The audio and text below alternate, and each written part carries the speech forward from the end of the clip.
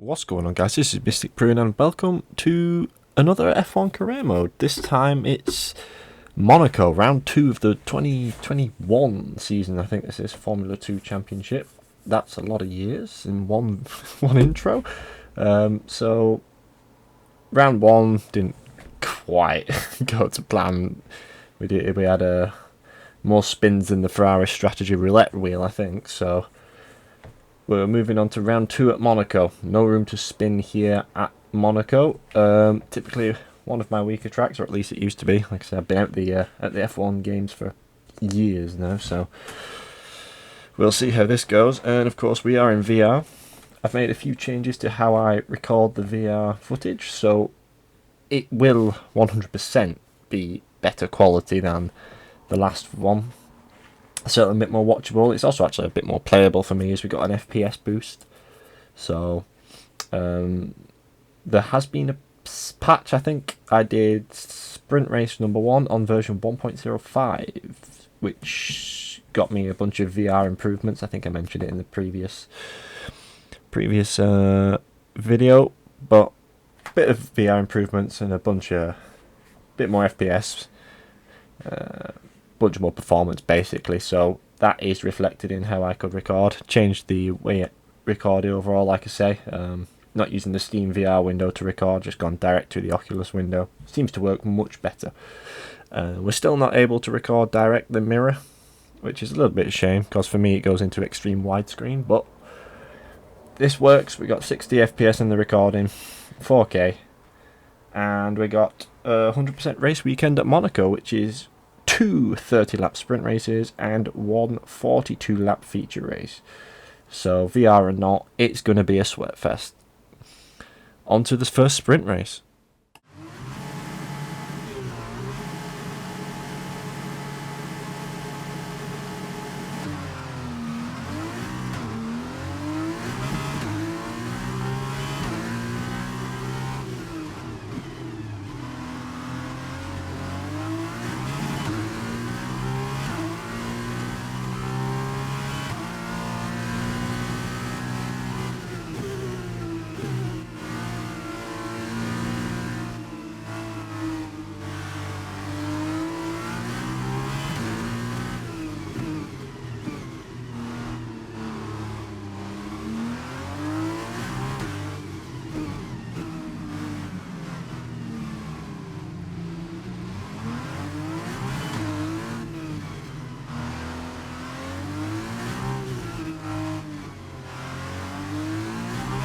Okay, now stay alert, the threats around you.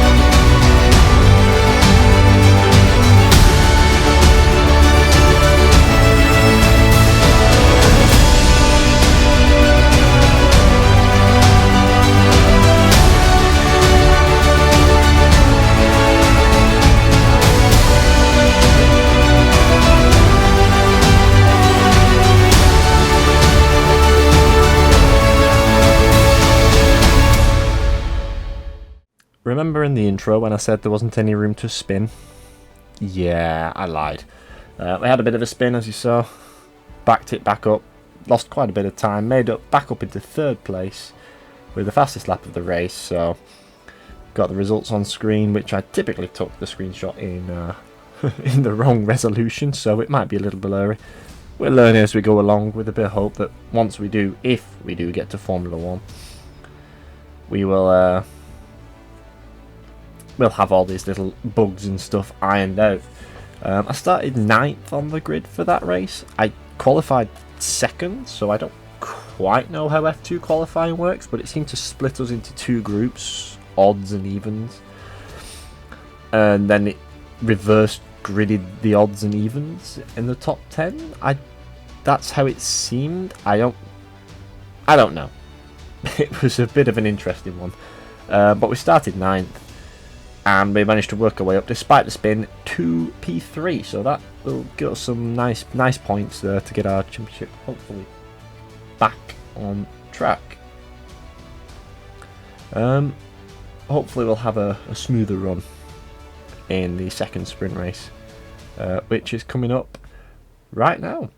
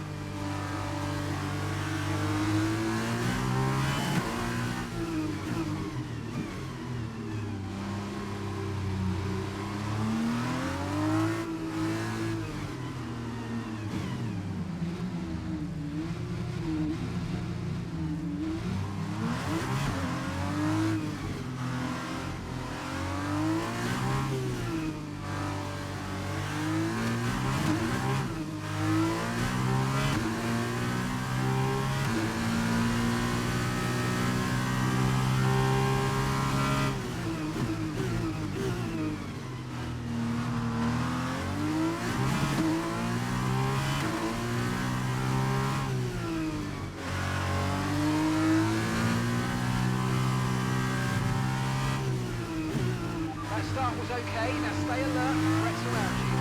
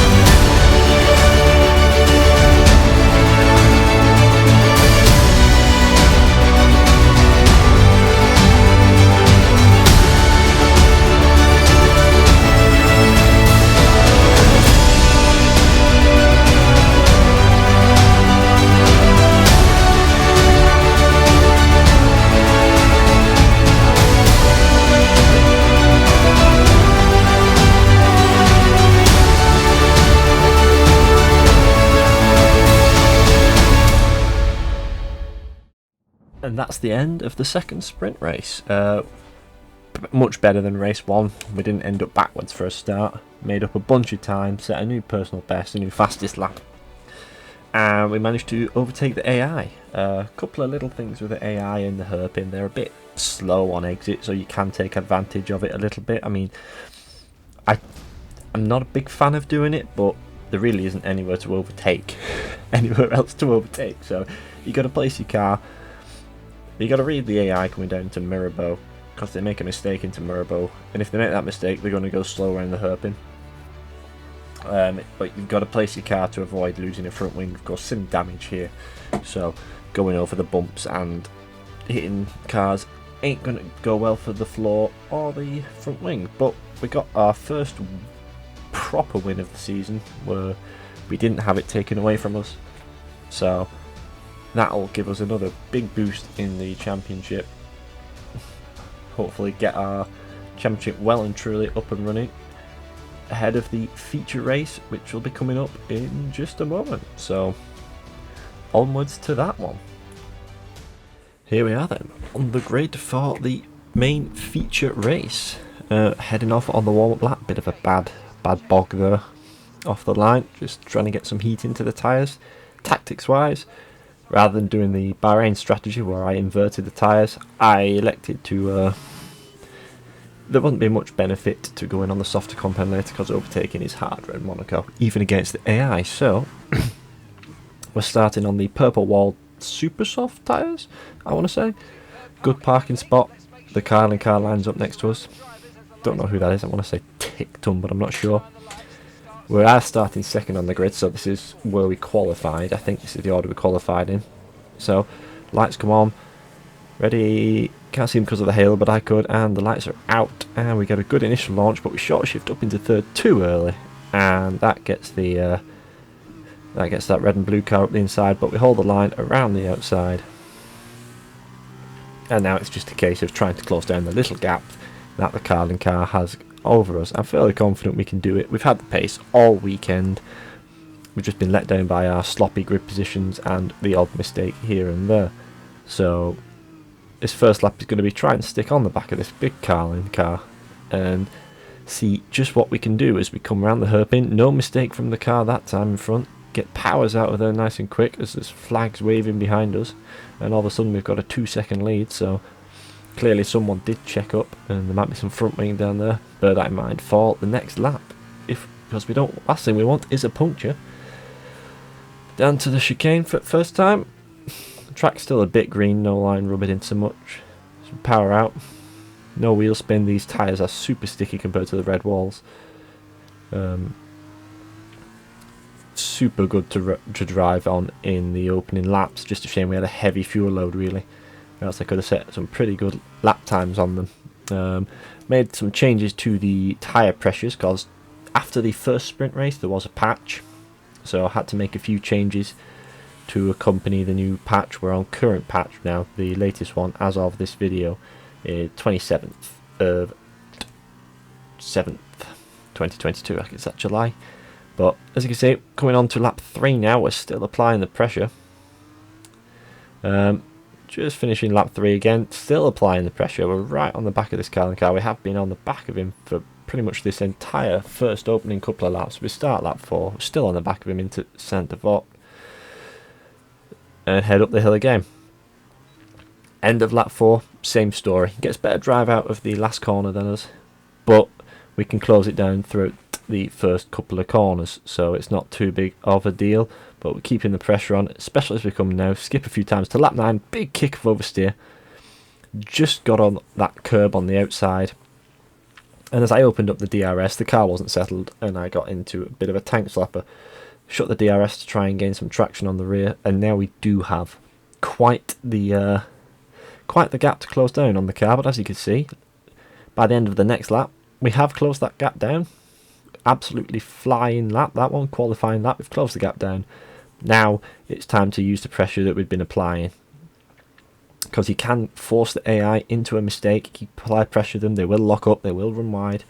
And around Monaco, you need all the advantages you can get. So we're looking around the outside here at the top of the hill, which will give us the inside line And they head down towards the Mirabeau, round the grid, both swerving round the grid. We've still got the inside line. We do run a little wide, but it's okay. It's a bit of a block pass due to the nature of the road, and there is no way for the car to get back past us. And of course, he does do the stopping on the apex of the hairpin, which gives us a bit of breathing room and relieves us of the pressure coming into the chicane. So a couple of laps later now, about 4 laps later, there is a car stopped on the exit of the chicane. Don't quite know what happened there. Looks like a mechanical failure. There's no damage or anything, and the marshals cleared it up quite quick. And again, 4 laps later now, we're coming into the pits for our pit stop. I'd narrowed it down to 2 buttons to press to get into the pit box, because for some reason you don't turn the wheel, you have to press a button. I mean, it's stupid if you ask me. If you're going to give us control, give us control. So I get the button, green, it's okay. We drive into the pit box. Now this confused me.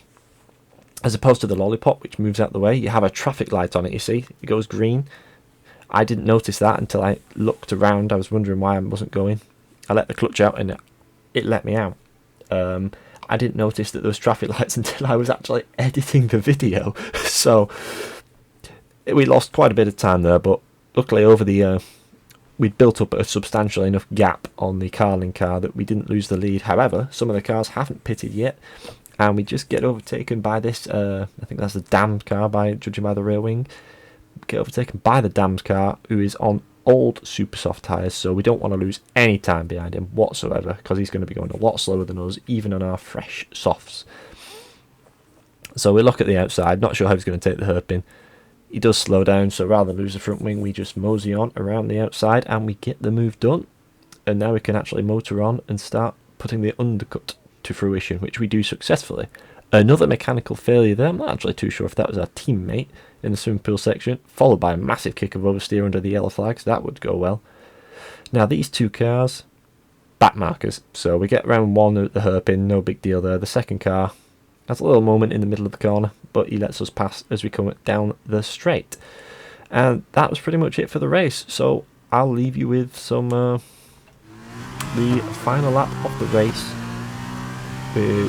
Enjoy it really, audio and everything. Okay, this is your final lap of the race.